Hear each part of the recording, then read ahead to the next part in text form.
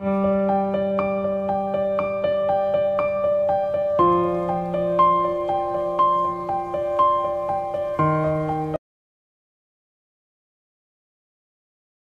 Friends, welcome to my channel. ఈ రోజు మనం ఈ వీడియోలో eternal love of dreams episode 21 ని చూద్దాము. ఇప్పుడు ఎపిసోడ్ స్టార్టింగ్ లోనే విలన్ ప్రిన్స్ రాజుగారిని చూసి సింహాసనం ఎవరికి సొంతమో ఫైట్ చేసి తేల్చుకుందాము అనేసి చూయన్ ఇచ్చిన ఆ ఖడ్గాన్ని తీసుకుని రాజుగారితో ఫైట్ చేయడానికి వెళ్తూ ఉన్నాడు. ఆ విలన్ ప్రిన్స్ ఆ ఖడ్గాన్ని బయటకు తీయగానే చెంగ్యూ ఫెంజూకి ఒక బ్రేస్లెట్ ఇచ్చింది కదా, ఇప్పుడు ఫెంజూ చేతిలో ఉండే ఆ బ్రేస్లెట్ ఫెంజూకి సిగ్నల్ ఇస్తూ ఉంది. దాన్ని చూసి ఫెంజూ ఈ ఖడ్గము రాక్షస లోకం నుండి తీసుకుని రాబడింది అనేసి ఫెంజూకి అర్థమైపోతూ ఉంది. ఆ ఖడ్గాన్ని రాజుగారు ఎలా హ్యాండిల్ చేయగలరు అనుకుని ఫెంజూ అడ్డుపడి ఫైట్ చేస్తూ ఉంది. అది చూసి ఆ విలన్ ప్రిన్స్ ఫెంజూతో నువ్వు మళ్లీ వచ్చేసావా అనేసి ఫెంజూని అటాక్ చేస్తున్నాడు. అప్పుడు ఆ ఖడ్గం ఫెంజూ భుజం దగ్గర దిగిపోతుంది. వెంటనే ఆ విలన్ ప్రిన్స్ ఆ ఖడ్గాన్ని బయటకు తీసి చూస్తున్నాడు. అప్పుడు ఆ ఖడ్గంలో ఉండే రక్తం అంతా మాయమైపోతూ ఉంది. అది చూసి విలన్ ప్రిన్స్ అయితే నువ్వు కూడా మనిషివి కాదా, అసలు మీరంతా ఎవరు అనేసి ఫెంజూనే చూస్తూ ఉంటే రాజుగారు కూడా ఫెంజూని చూసి షాక్ అయిపోయి ఫెంజూని కింద పడకుండా పట్టుకుంటూ ఉన్నాడు. అప్పుడు ఫెంజూ రాజుగారితో ఇది డెమాన్ లోకం నుండి తీసుకొచ్చిన ఖడ్గము, ఇది నార్మల్ ఖడ్గం కాదని అంటూ ఉంది. లోపల వాళ్ళందరూ ఫైట్ చేసుకుంటూ ఉంటే బయట నుండి చింటి వేగంగా సమాధి లోపలికి పరుగులు తీస్తూ ఉన్నాడు. అప్పుడు చింటి చూయన్ వాళ్ళ అసిస్టెంట్ బయటకు వెళ్తుండడాన్ని గమనిస్తున్నాడు. వాడిని అటాక్ చేద్దాము అనేసి చింటి ఖడ్గాన్ని తీసుకుని వస్తూ ఉంటే అసిస్టెంట్ అక్కడి నుండి మాయమైపోతున్నాడు. అతను మాయమైపోవడం వల్ల చింటికి ఏం చేయాలో అర్థం కాక లోపల ఉన్న వాళ్ళందరినీ కాపాడడానికి వెళ్తూ ఉన్నాడు. చింటి కరెక్ట్ గా లోపలికి వస్తూ ఉన్నప్పుడు ఆ విలన్ ప్రిన్స్ ఆ రాయిని తీసుకుని వెళ్లడానికి ట్రై చేస్తూ ఉన్నాడు. చింటి వెంటనే తన ఖడ్గంతో విలన్ ప్రిన్స్ చేతిని పక్కకు తోసేస్తున్నాడు. అది చూసి విలన్ ప్రిన్స్ నువ్వు కూడా వచ్చేసావా అనేసి అతనితో ఫైట్ చేస్తూ ఉన్నాడు. ఇప్పుడు అక్కడ భయంకరంగా ఫైట్ జరుగుతూ ఉంది. అప్పుడు చింటి ఎలా అయినా రాజుగారిని ఫెంజూని కాపాడాలి అనేసి ఇద్దరిని చూసి మీరిక్కడి నుండి వెళ్ళిపోండి అనేసి పంపిస్తూ ఉన్నాడు. అప్పుడు రాజుగారు ఫెంజూని తీసుకుని పారిపోవడానికి ట్రై చేస్తున్నాడు. కానీ ఆ టైంలో ఫెంజూ పాపం చింటి ఒంటరిగా ఫైట్ చేస్తుండడం చూసి మనసు ఒప్పుకోక మనం కూడా వెళ్ళి హెల్ప్ చేద్దాము అనేసి హెల్ప్ చేస్తూ ఉంది.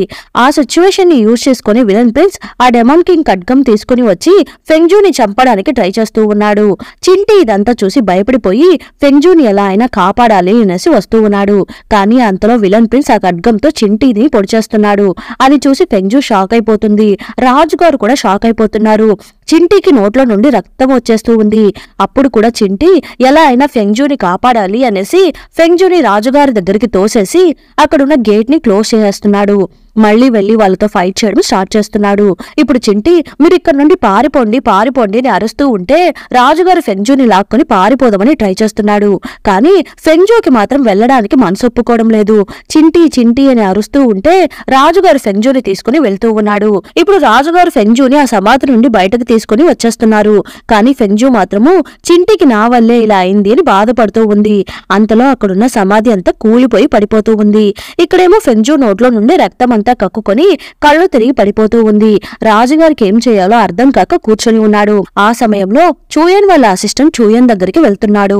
అప్పుడు చూయన్ అసలు అక్కడ ఏం జరుగుతుంది చెప్పు తగలడు అనేసి చూయన్ ని అడుగుతూ ఉంటే అక్కడికి సడన్ గా రాజుగారు వచ్చేశారు.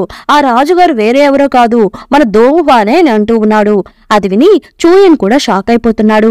ఒకవేళ దొంగ కూడా ఆత్మచర్య యంత్రాన్ని తీసుకుని వెళ్లడానికే ఇక్కడికి వచ్చాడా అని థింక్ చేసేసి సరే వీటి గురించి మనం తర్వాత మాట్లాడుకుందాము, ముందు మనం ఇక్కడ నుండి పక్క రాజ్యానికి వెళ్ళిపోదాము అనేసి వాళ్ళిద్దరు అక్కడి నుండి వెళ్లిపోతున్నారు. ఇక్కడేమో రాజుగారు ఫెంజూని ప్యాలెస్ లోకి తీసుకుని వచ్చి డాక్టర్స్ అందరినీ పిలిపించి చెక్ చేయిస్తున్నాడు. ఇప్పుడు రాజుగారు అసలు ఫెంజూకి ఏమైంది అని అడుగుతూ ఉంటే తనకి అసలు ఏం ప్రాబ్లమో అర్థం కావడం లేదు. గాయమేమో బాగా లోతుగా ఉంది, కానీ బ్లడ్ మాత్రం అస్సలు రావడం లేదు. అసలు ఏం ప్రాబ్లమో అర్థం కావడం లేదు. కానీ తన హార్ట్ మాత్రం చాలా వీక్ గా ఉంది, దానికి మాత్రం నేను మందులు రాసిస్తాను అని అంటూ ఉన్నాడు.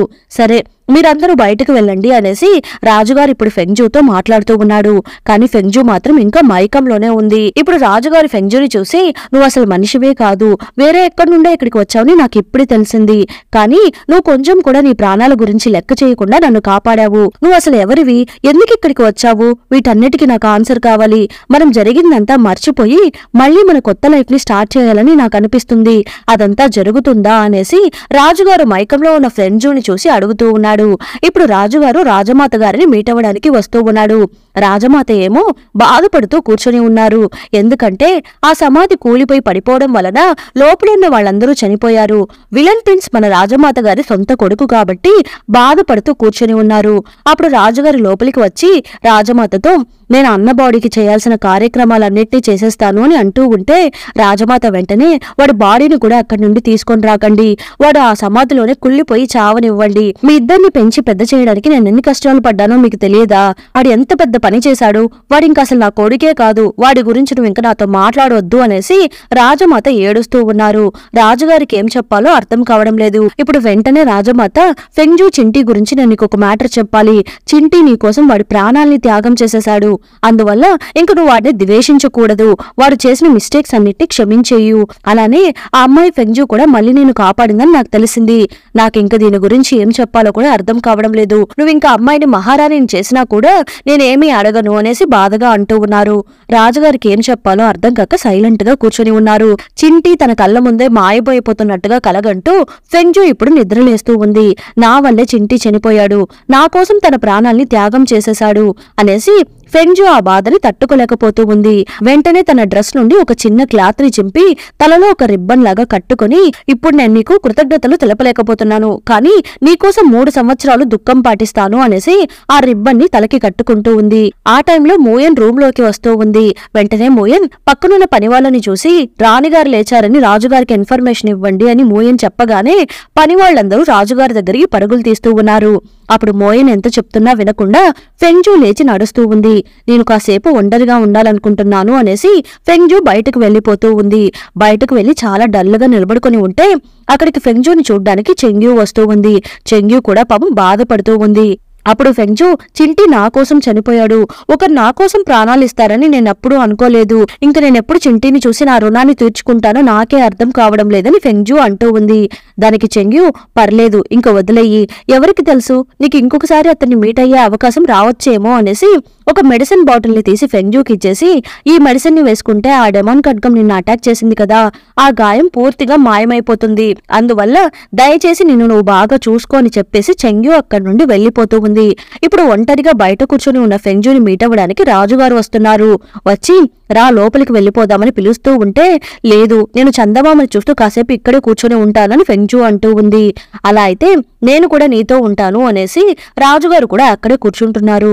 రాజుగారు ఇప్పుడు ఫెంగ్జూతో, నీకు మళ్లీ మహారాణిగా ఉండడం ఇష్టమైతే నాకు చెప్పు, నేను నిన్ను రాణిగా నియమించేస్తాను, ఒకవేళ నీకు ఇష్టం లేకపోయినా చెప్పు, నీకు ఏది నచ్చితే నేను అది చేస్తాను, నువ్వేమంటావని రాజుగారు అడుగుతూ ఉంటే సమాధానమేమీ చెప్పకుండా ఫెంగ్జూ సైలెంట్ గా కూర్చొని ఉంది. ఇప్పుడు నెక్స్ట్ డే మార్నింగ్ అవుతూ ఉంది. అప్పుడు మోయన్ రాజుగారిని మీట్ అవ్వడానికి పరుగులు తీస్తూ వస్తూ ఉంది.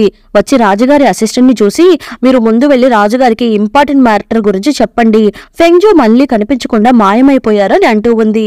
అది విని రాజుగారు ఫెంగ్జూని వెతకడం కోసం మనుషుల్ని పంపించేసి టెన్షన్ పడుతూ అటూ ఇటూ తిరుగుతూ ఉన్నాడు. అప్పుడు ఒక అతను వేగంగా వచ్చి ఫెంగ్జూ గుర్రం తీసుకుని కొండ దగ్గరికి వెళ్లడాన్ని ఎవరో చూశారంట అని చెప్పగానే రాజుగారు వెంటనే గుర్రాలన్నింటినీ ఏర్పాటు చెయ్యండి అనేసి తను కూడా వేగంగా అక్కడి నుండి బయలుదేరుతూ ఉన్నాడు.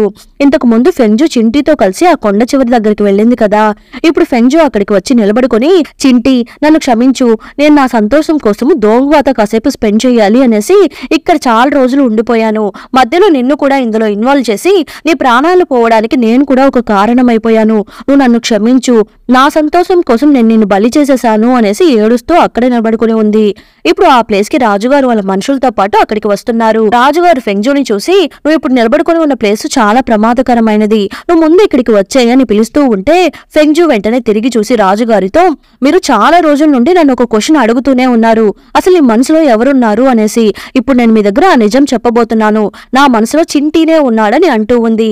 అది విని రాజుగారు, నాకు బాగా తెలుసు నువ్వు అబద్ధం చెప్తున్నావు అనేసి, చింటీ పేరుని యూజ్ చేసి నిన్ను నువ్వు ఇంకా ఎంతకాలం మోసం చేసుకుంటూ ఉంటావు, ఒకవేళ నువ్వు చింటీని లవ్ చేసి ఉంటే నన్నెందుకు నీ ప్రాణాలు అడ్డుపెట్టి ఇన్నిసార్లు కాపాడావు, నువ్వు నన్నే ఇష్టపడుతున్నావని నాకు బాగా తెలుసు, అది మాత్రమే కాకుండా నేను చింటీని ఆల్రెడీ అడిగేశాను, నువ్వు తనని లవ్వే చేయలేదు అనేసి తను చెప్పాడు అని రాజుగారు అంటూ ఉంటే అదంతా ఫెంగ్జూ పట్టించుకోకుండా, మీరు నన్ను మహారాణిగా చేసినా కూడా నాకు అందులో ఆనందం ఉండదు, ఎందుకంటే నా మనసులో ఉండేది చింటీ మాత్రం మాత్రమే, చింటీనే ఇప్పుడు చనిపోయాడు అనేసి ఫెంగ్జూ ఇప్పుడు ఏడుస్తూ ఉంది.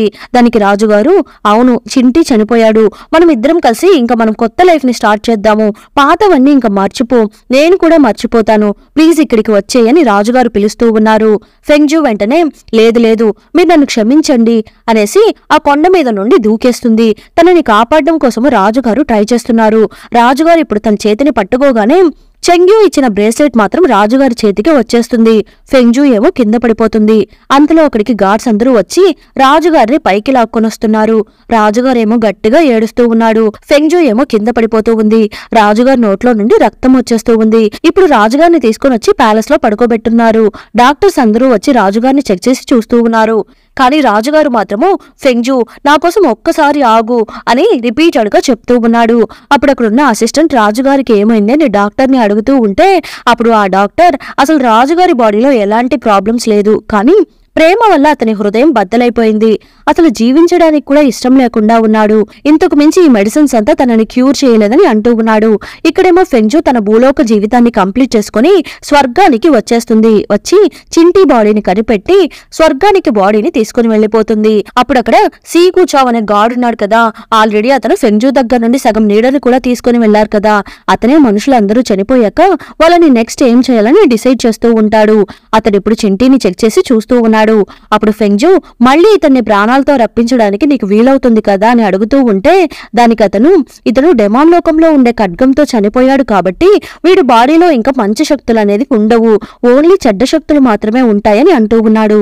దానికి ఫెంగ్జూ అలా అయితే మనం ఇప్పుడు ఏం చేయగలము, దీనికి ఏమైనా ఒక మంచి సొల్యూషన్ ఉంటే చెప్పు అని ఫెంగ్జూ అడుగుతూ ఉంటే దానికి సేమ్ ఇలాంటి బాడీ లాగానే ఇంకొక బాడీని క్రియేట్ చేసి ఆ బాడీలోని పవర్స్ ని ఈ బాడీలోకి ట్రాన్స్ఫర్ చేస్తే ఇతన్ని ఒక గాడ్ గా మార్చొచ్చు అని అంటూ ఉన్నాడు. అది విని ఫెంగ్జూ చాలా హ్యాపీగా ఫీల్ అవుతూ ఉంది. వీడిని మనిషిగా మార్చి భూలోకానికి పంపించే బదులు ఒక గాడ్ గా మారిస్తే అతను ఇక్కడే స్వర్గంలో ఉంటాడు, నేను కూడా అప్పుడప్పుడు వచ్చి నా ఫ్రెండ్ ని చూసుకోవచ్చు అనేసి ఫెంగ్జూ హ్యాపీగా అంటూ ఉంది. దానికి ఇదంతా అంత ఈజీ మ్యాటర్ అనుకుంటున్నావా, ఇది అంత ఈజీ కాదు, దానికి నువ్వు ఇంకొక బాడీని క్రియేట్ చేయాలి అని అంటూ ఉన్నాడు. అది విని ఫెంగ్జూ దాన్ని ఎలా క్రియేట్ చేయాలని అడుగుతూ ఉంది. దానికి పింపాన్ అనే చెట్టు ఒకటి ఉంది, అలాంటి చెట్లు చాలా తక్కువగా ఉంటాయి, ఆ చెట్టుకి ఒక ఫ్రూట్ మాత్రమే వస్తుంది, అది 10,000 సంవత్సరాలకు ఒకసారి మాత్రమే వస్తుంది, ఆ ఫ్రూట్ కి చాలా పవర్స్ ఉన్నాయి, అందులో ఒక పవర్ ఏంటి అంటే దేవతల బాడీని క్రియేట్ చేయడము. ముందు మనకి అలాంటి పండు దొరకాలి, మన స్వర్గంలో కూడా అలాంటి చెట్టు ఒకటి ఉంది, కానీ అది కొన్ని వేల సంవత్సరాల నుండి కాయలు కాయడం లేదు, కాబట్టి ముందు ఆ పింపన్ చెట్టు ఎక్కడుందో కనిపెట్టి ఆ ఫ్రూట్స్ వచ్చేదాకా వెయిట్ చేయాలి, అంతవరకు నేను ఈ బాడీని శక్తిపీఠం దగ్గర పెడతాను, అక్కడున్న శక్తినంతా ఈ బాడీ అబ్జర్వ్ చేసుకుంటూ ఉంటుంది, అలా చేస్తే బాడీ కుళ్ళిపోకుండా ఎక్కువ రోజులు ఉంటుంది, మనకు కూడా ఆ ఫ్రూట్ ని కనిపెట్టి తీసుకొని రావడానికి కాస్త టైం దొరికినట్టు ఉంటుంది, ఆ పండు దొరకగానే మనం నెక్స్ట్ చేయాల్సిన పనిని స్టార్ట్ చేసేద్దామని అంటూ ఉన్నాడు. అది విని ఫెంగ్జూ కూడా ఓకే అని అంటూ ఉంది. ఇక్కడేమో రాజుగారిని చూడడానికి రాజమాత వస్తున్నారు.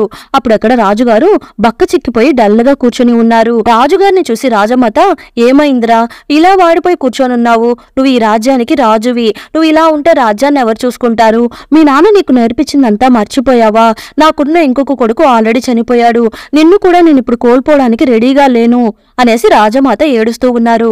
వెంటనే రాజుగారు వాళ్ళ అమ్మ ముఖాన్ని టచ్ చేస్తూ అమ్మా నేను నీకు ఒక మంచి కొడుకుని కానమ్మా, నువ్వు వేరే ఎవరినైనా రాజుగా సెలెక్ట్ చేసుకో అమ్మా, ఇంకా నా వల్ల కావడం లేదని అంటూ ఉన్నాడు. పాపం దొంగ లవ్ పెయిన్ వల్ల బాగా బాధపడుతూ అలా వాళ్ళ అమ్మతో అంటూ ఉన్నాడు. అది విని రాజమాత ఏడుస్తూ ఉన్నారు. రాజుగారికి ఇప్పుడు హెల్త్ బాగాలేక పడుకొని ఉంటే అప్పుడు హెల్పర్ రాజుగారిని చూసి రాజుగారు మీరు త్వరగా క్యూర్ అయ్యి రండి, నన్ను వదిలేసి వెళ్లిపోకండి నేను ఏడుస్తూ ఉన్నాడు. అప్పుడు రాజుగారు ఫెంగ్జూతో కలిసి స్పెండ్ చేసిన మెమరీస్ అన్నిటినీ గుర్తు చేసుకుంటూ నా లైఫ్ లో నేను హ్యాపీగా ఉన్నది ఫెంగ్జూతో కలిసిన సమయంలో మాత్రమే, కానీ ఆ టైం త్వరగా గడిచిపోయింది, ఇంకా నాకు జీవించాలని ఆశ కూడా లేదు, నా లైఫ్ ని నేను కంప్లీట్ గా జీవించేశాను, నేను ఇంకా వెళ్లిపోబోతున్నాను అనేసి ఏడుస్తూ ఇదంతా చెప్పేసి కళ్ళు మూసుకొని అలానే ప్రాణాల్ని వదిలేస్తున్నాడు. అప్పుడు రాజుగారి బాడీలో ఉన్న దోంగ ఆత్మ అలా ఎగురుకుంటూ స్వర్గానికి వెళ్లిపోతూ ఉంది. ఆత్మ బాడీలోకి రాగానే గాఢ నిద్రలో ఉన్న దోంగ ఏడుస్తూ నిద్రలేస్తూ ఉన్నాడు. అంతటితో ఎపిసోడ్ ఎండ్ అయింది. మళ్ళీ నెక్స్ట్ ఎపిసోడ్ లో కలుద్దాం. వీళ్ళందరూ భూలోకానికి వచ్చిన పని కంప్లీట్ అయిపోయింది. నెక్స్ట్ ఏమేం జరగబోతుందో వెయిట్ చేసి చూద్దాము. ఈ ఎపిసోడ్ ఎలా ఉండిందో తప్పకుండా కమెంట్ చేయండి. ప్లీజ్ సపోర్ట్ చేయండి. Thanks for watching.